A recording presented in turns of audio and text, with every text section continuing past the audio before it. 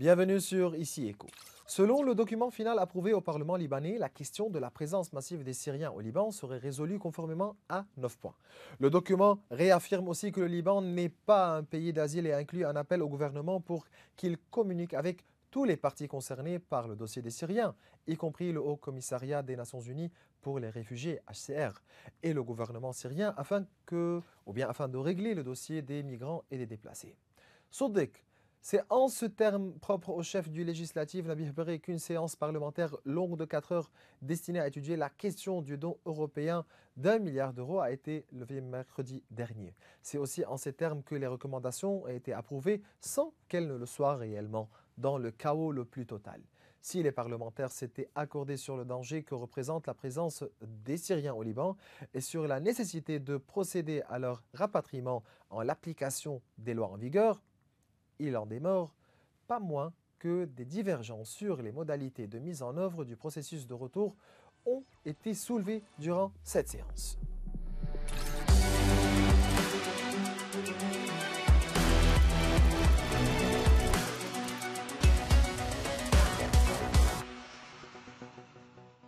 Durant cet épisode, nous nous pencherons sur la question liée à la présence massive des Syriens au Liban et les recommandations parlementaires au sujet de cette présence illégale et comment sortir de cette crise. Et cela avec le député des Qatar, Dr Salim Saïr. Dr Saïr, c'est un plaisir de vous recevoir. Merci. Pour commencer, aux quelques 2 500 000 Syriens, selon les chiffres non officiels, installés au Liban depuis le début de la guerre en Syrie en 2021, vient s'ajouter des centaines de nouveaux réfugiés chaque jour au Liban. Comment sortir de cette crise ? La solution est politique. Elle n'est nullement humanitaire. Nous avons essayé la solution humanitaire avec la communauté internationale et avec les pays amis du Liban. Rien n'y fait. Nous sommes entrés de plein fouet dans la question sécuritaire et politique. Il faut tout d'abord verrouiller les frontières. C'est une décision politique qui devrait émaner de Beyrouth. Beyrouth qui vit l'époque de la vacance présidentielle. Donc il faut élire un président de la République. Selon l'article 49 de la Constitution, c'est lui qui doit prendre en main la crise libanaise. Et ainsi, c'est lui qui devrait, en tant que commandant suprême des forces armées, de dire les choses en ce qui concerne la souveraineté du Liban. À défaut, il incombe au Hezbollah, principal parti politique au Liban et qui est en même temps une milice armée, très armée, qui lui-même contrôle cette partie du territoire par laquelle passe tout le trafic entre le Liban et la Syrie. Il faut donc que le Hezbollah, à défaut de présidence, assume sa responsabilité. Vous êtes convaincu que le chef du Hezbollah, Hassan Nasrallah, utilise ce dossier comme carte de pression sur l'Occident pour négocier avec les capitales décisionnaires et aussi pour briser l'isolement du président syrien Bachar al-Assad? Il vise à briser son propre isolement tout d'abord au sein de la scène libanaise en essayant de se renflouer sur des dossiers qui font l'unanimité du peuple libanais aujourd'hui. Toute l'union nationale libanaise autour du dossier libanais est chargée d'émotions et M. Nasrallah ou le cheikh Nasrallah essaie de surfer sur cette vague d'anti-présence syrienne au Liban et pour essayer de canaliser tout cela vers l'Union européenne, laquelle union aujourd'hui a pris des sanctions contre le régime syrien, a une politique très ferme à l'égard du Hezbollah. Il essaye déjà de se faire renflouer à la veille d'une guerre israélienne qui s'annonce, qui est déjà. Et encore hier, nous avons vu l'ampleur des attaques israéliennes contre les positions de Hezbollah au Liban. Donc c'est pour détourner l'attention, pour se faire renflouer devant l'opinion publique libanaise, car il se trouve de plus en plus isolé sur la scène intérieure. Et aussi, il vaudrait sans doute se présenter comme étant porte-parole des intérêts syriens. Je tiens à dire que le régime syrien n'a pas demandé au secrétaire général de Hezbollah de parler en son nom, mais comme à l'accoutumée, les Iraniens prennent des rôles pour dire que finalement, dans la région, c'est nous qui détenons les cartes et c'est nous qui parlons de toutes ces questions. Mais aussi, le Hezbollah et Hassan Nasrallah, ils sont sortis dire, bien sûr, donc pourquoi ne pas ouvrir les frontières maritimes, laissez-les partir en Europe et vous allez voir comment l'Europe va courir vers vous, vous dire, vous supplier pour trouver une solution. Tout d'abord, s'il peut le faire, qu'il le fasse, puisque c'est lui qui a les frontières entre le Liban et la Syrie. C'est lui qui a la haute main sur ça. C'est lui qui décide d'ouvrir la guerre contre Israël en attaquant le 8 octobre pour alléger la pression de Gaza. Eh bien, qu'il ouvre les frontières maritimes. Qu'est-ce qui lui empêche d'ouvrir les frontières maritimes? Il faut arrêter de faire de la surenchère maintenant. Il faut être responsable. La communauté internationale devrait comprendre aussi qu'il y a au Liban une réelle explosion qui se prépare parce que les gens n'en peuvent plus. Certainement. Mais ce n'est pas la façon de Nasrallah qui va nous amener à aller dans le bon sens. C'est tout le contraire. Si Nasrallah veut véritablement que les choses se fassent, il faut orienter cette pression vers son allié jusqu'aujourd'hui, le président Bachar al-Assad, et de faire pression sur lui pour qu'il rapatrie ses propres ressortissants. Aucun État ne se désintéresse, comme le fait l'État syrien aujourd'hui, de ses propres citoyens, et ainsi que Nasrallah utilise la haute main qu'il a avec le régime syrien pour que ces gens rentrent en Syrie. Et à ce moment-là, il est de notre intérêt national, tous ensemble, de faire pression sur la communauté internationale pour donner des paquets de soutien, des mesures d'incitation adéquates pour que tous ces ressortissants syriens, tous ces déplacés ou réfugiés puissent bénéficier de ce qu'il faut pour vivre, ne serait-ce que de façon temporaire en Syrie, jusqu'à la restructuration et la reconstruction de ce pays. Selon les mouvements les partis de la Moumanara, le dossier syrien doit être traité en Syrie et non pas au Liban. Donc voilà, il faut négocier directement avec le régime syrien. Et selon les recommandations parlementaires, nous sommes devant une nouvelle commission qui doit traiter avec tous les partis, même avec le régime syrien, au plan national, régional, international, etc., pour trouver une solution à ce dossier. Donc, il faut négocier directement avec le régime de Bachar al-Assad. Vous êtes d'accord? Mais c'est ce que fait le gouvernement libanais. Monsieur Mikati nous l'a dit, pas devant l'Assemblée. Vous êtes d'accord qu'il faut négocier, que la solution est en Syrie et non pas au Liban? Il n'y a pas de négociation à faire. Il faudrait voir le comment de ce rapatriement. Ce n'est pas le principe qu'il faut négocier. Il faut dire comment. Le Libanais a parlé avec les Syriens en marge de toutes les conférences internationales. Et le ministre des Affaires étrangères lui-même nous l'a dit devant la commission parlementaire des Affaires étrangères. Il nous a dit à plusieurs fois, son homologue syrien lui a dit que rien à faire, la Syrie ne peut pas recevoir tous ces déplacés réfugiés au Liban, car la Syrie n'a pas les moyens, et puis elle profite du rapatriement du dollar en Syrie. Les choses sont dites, il n'y a pas de carte sous table ici, tout est clair. Donc, qui va payer pour ces Syriens pour rentrer chez eux? C'est la communauté internationale. Voyons, ce n'est pas le Liban. Ne suffit-il pas au Liban d'avoir soutenu la Syrie, le régime syrien, en permettant le trafic du mazout, en permettant le trafic de la farine? On se rappelle très bien ici des subventions, le dossier des subventions, dossier des subventions, la contrebande qui continue. Et le dollar lui-même qui est trafiqué vers la Syrie. Tout cela, les chiffres, et vous êtes à même de le savoir, les chiffres passent à plusieurs dizaines de milliards, le coût de ce trafic vers la Syrie. Je crois que nous ne sommes pas en mesure aujourd'hui de négocier avec la Syrie les moyens de ce retour. Il faut simplement organiser un minimum le rapatriement. Comme vous aimez les chiffres, Vous savez bien qu'il y a 2,5 millions, vous avez commencé par cela. Il y a un demi-million, disons, qui sont de la main-d'œuvre dont le Liban a besoin. Il y a 2 millions.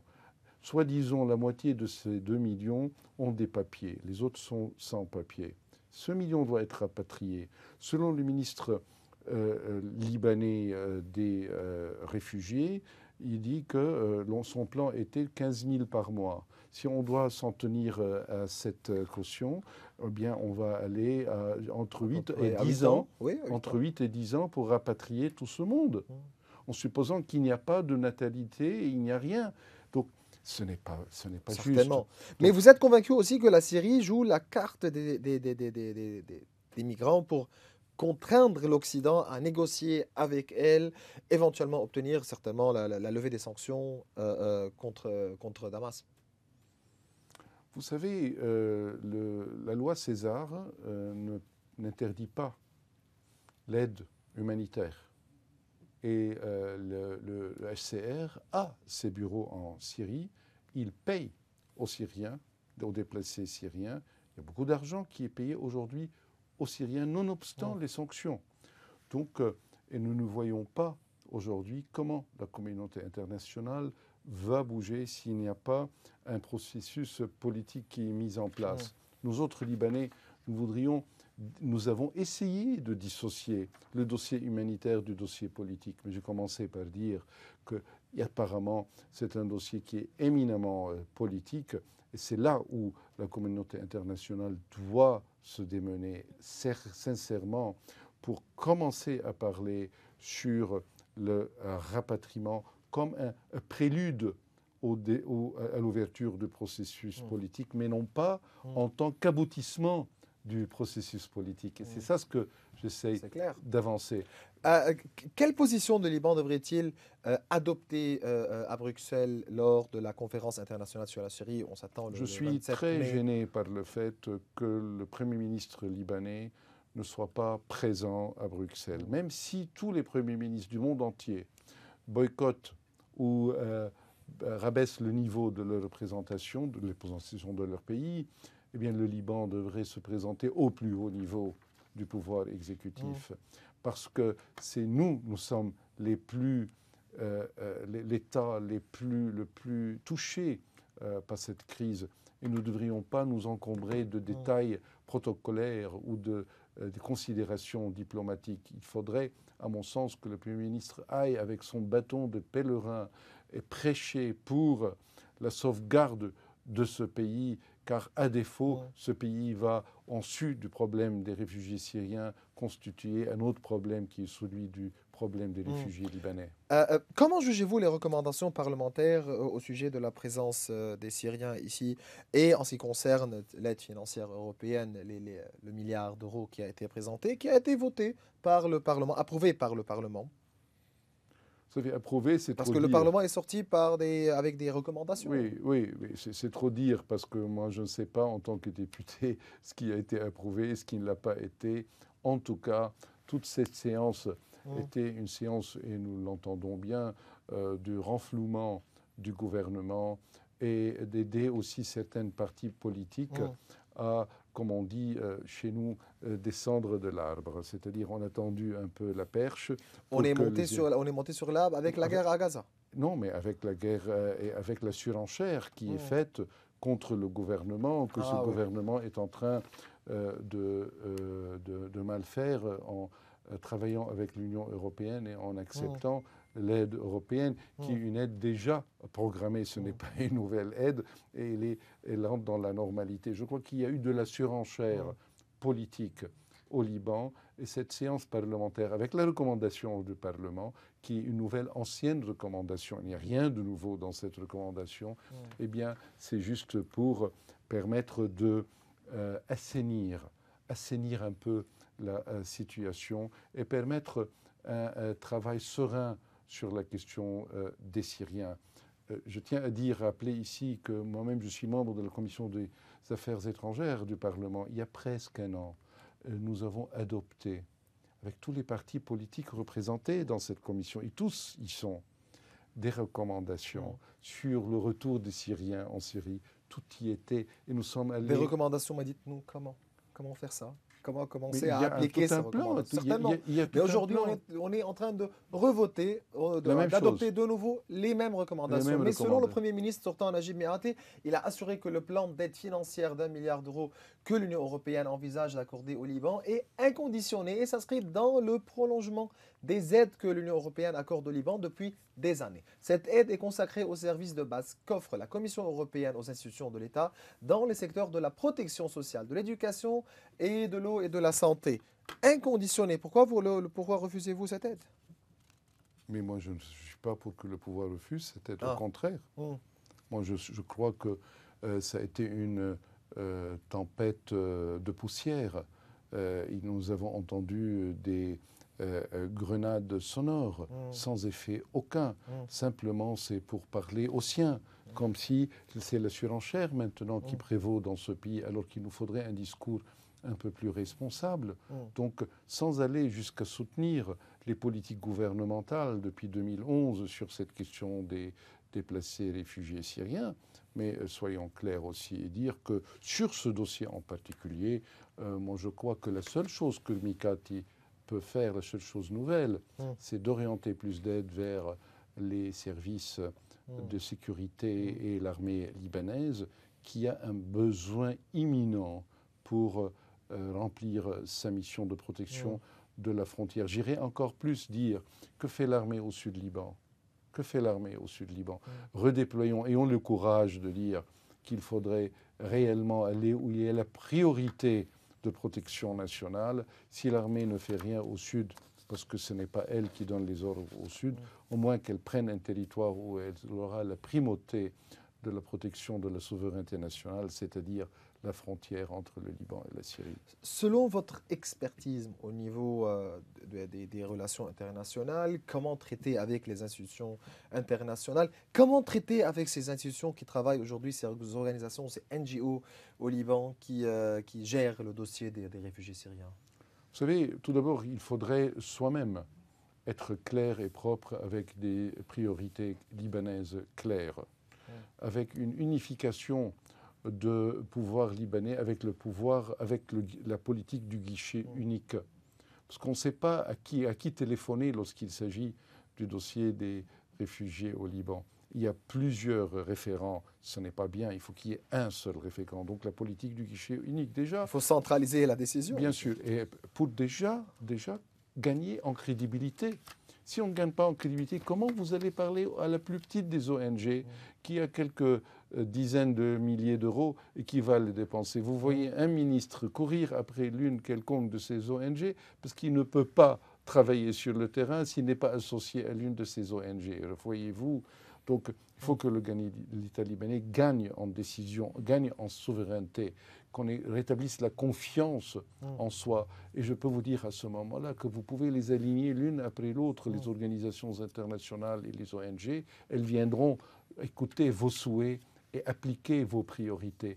Aujourd'hui, on est soumis à la tutelle internationale, disons-le, tout d'abord parce que nous sommes montrés incapables, nous avons failli à nos obligations nationales de dire ce que l'on veut, et en second lieu, parce qu'il y a un intérêt international que le Liban continue à être l'abcès de fixation de la crise humanitaire. Parce qu'on a perdu cette crédibilité.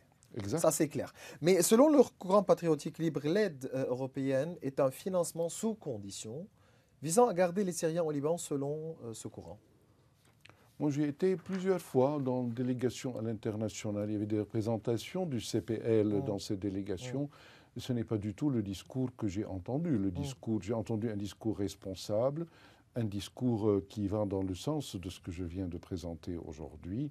Maintenant, s'il faut parler devant les places publiques au Liban pour un agenda politique interne, eh bien, nous entendons malheureusement un discours tout à fait opposé.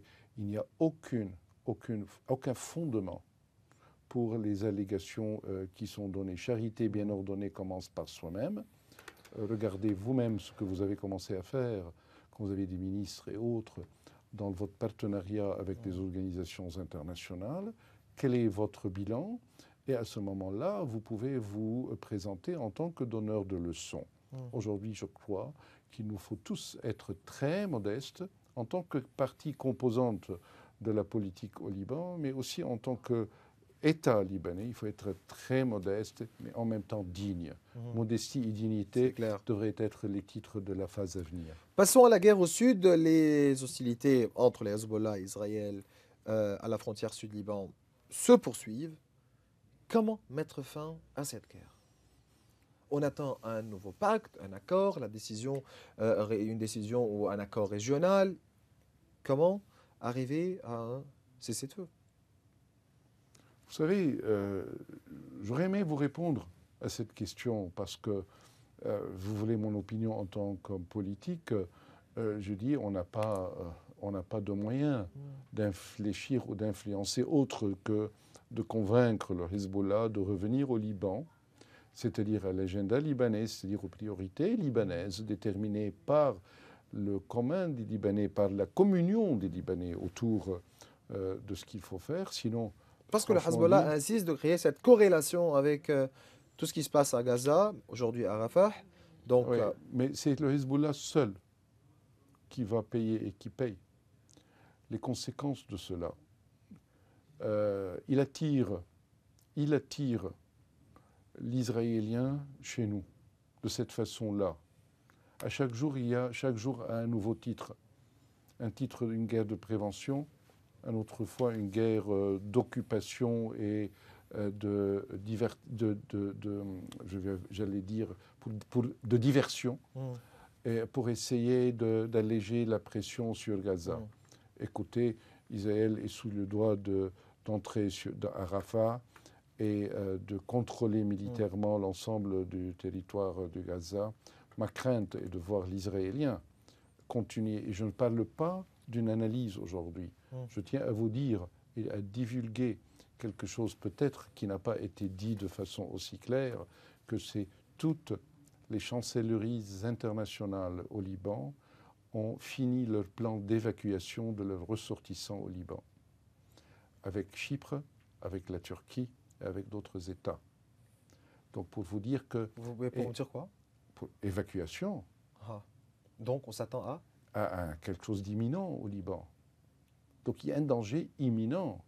Donc ils viennent tous au Liban pour dire deux choses, l'importance de la présidentielle et aussi qu'il faudrait calmer le jeu au sud. En réalité... Donc le message de M. Austin tout le serait... Non, mais ils vont dire les deux choses que je viens de vous dire, mais en réalité, les chancelleries, les ambassades ici, le travail réel, sérieux, la priorité des priorités, c'est évacuation des ressortissants maintenant. Et on le sait très bien, les Américains ont quasiment interdit à leurs citoyens de venir au Liban. Donc il faut s'attendre à une guerre? Écoutez, tout le monde le dit, tout le monde s'y prépare. Tout le monde fait des plans d'évacuation. On est en pleine guerre. Mais nous sommes dans le déni total. Les Libanais et l'État libanais et le gouvernement libanais et les plans d'urgence dont on parle, personne ne sait ce que c'est. Aucune municipalité, aucune préfecture, aucune muhafaza, c'est-à-dire rien, personne n'a les moyens de ça. Mais comment sortir de cette impasse? La seule chose, c'est que de préparer en interne, de faire face à la crise. Parce que le Liban n'a pas les moyens par lui-même d'arrêter le Hezbollah et de dire arrêtons cette guerre. Mais selon vous, tant que les armes du Hezbollah sont présentes, le système sera toujours paralysé? On ne parle plus de système, maintenant on parle de l'existence du Liban. C'est plus grave que le système. C'est plus grave d'un retour juste à la démocratie et aux institutions. Ce qui est en jeu aujourd'hui, c'est le territoire, c'est les frontières, c'est l'existence même du Liban, pas seulement en tant que géographie, on parle de l'existence en tant que pacte entre les Libanais. Les Libanais trouvent que si le Hezbollah va continuer à confisquer la décision politique libanaise, eh bien, il n'y aura plus de Liban, parce que les Libanais vont se révolter. Et ce que je crains, c'est une double action. C'est que d'un côté, il y a la guerre d'Israël sur le Liban qui va contre le Hezbollah, mais finalement tout le Liban va en recevoir l'impact. Et de l'autre côté, qu'il y ait au Liban comme une révolte ou une intifada refusant que de rester otage de ces décisions qui hypothèque l'ensemble du pays. Il me reste deux questions. Est-ce que le Liban aujourd'hui est en train de payer le prix de l'épreuve de force engagée dans les coulisses des négociations menées en vue d'une cessation des hostilités à Gaza et au Liban Sud? À l'évidence que l'Iran, dans toutes les négociations avec les Américains, avec les Occidentaux, met les dossiers régionaux comme étant l'une de leurs priorités à côté du dossier nucléaire. Et donc le Liban est la carte la plus solide que détient l'Iran dans la région. Et donc il va de soi que, quoi qu'en disent les Iraniens ou les autres, eh bien l'Iran parle aussi du Liban, mais il n'est pas sûr que les autres y répondent, parce que selon nos informations, que personne ne veut parler avec l'Iran des cartes ou des dossiers régionaux. Ils ont voulu concentrer cela sur la sécurité du Golfe, sur le comportement de l'Iran de manière générale en ce qui concerne la sécurité internationale, notamment le nucléaire. Donc, sinon, il y a les négociations entre l'Arabie saoudite et l'Iran. Ce sont des négociations bilatérales sans dossiers régionaux, et ainsi de suite. Donc, en attendant, est-ce que l'Iran veut prendre quelque chose aujourd'hui des Américains ou pas, ou va-t-il attendre l'arrivée de Trump? Est-ce que, n'oublions pas que Trump n'était pas aussi facile ou flexible avec les Iraniens ou autres, et donc c'est logique du rapport de force brutal qui s'applique. Est-ce que les Iraniens se préparent à l'éventualité de la victoire de Trump et donc ne sont pas aujourd'hui en mesure de lâcher l'une quelconque de leurs cartes dans la région? Est-ce que nous allons rester en tant que Libanais, comme ça, un pion sur l'échiquier avec lequel on joue au détriment de l'avenir de notre jeunesse et de notre peuple? Pour finir, est-ce qu'on s'attend à une nouvelle résolution ou bien non, il faut retourner à l'application de la 1701 pour pouvoir sortir de cette crise? Je crois personnellement... Et qu'est-ce qui reste de la 1701? Voilà, moi je crois personnellement que la 1701, personnellement, ce n'est pas notre position politique encore, la 1701 est dépassée. Il faut retourner à la 1559. C'est là la pierre angulaire. Car l'édification de l'État ne peut pas continuer avec une milice armée qui y opère, nonobstant les décisions de l'État central. Et même une milice coexistant avec l'État central n'est plus acceptable.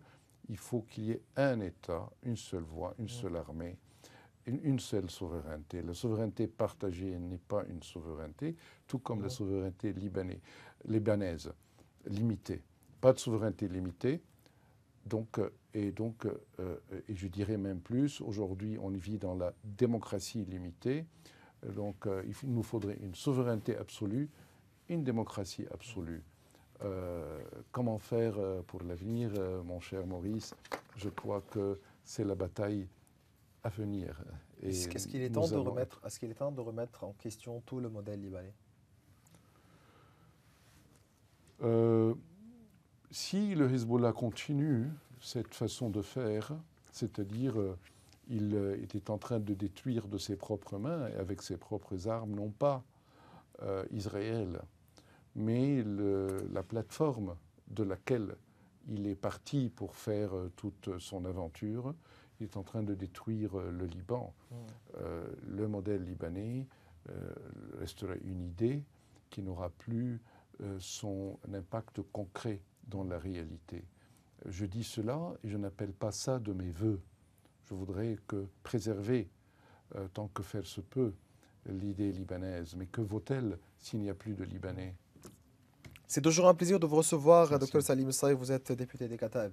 Merci beaucoup, Maurice. Bien voilà, mes chers téléspectateurs, nous arrivons à la fin de cette émission. Vous pouvez revoir tous nos épisodes sur nos réseaux sociaux. Au revoir.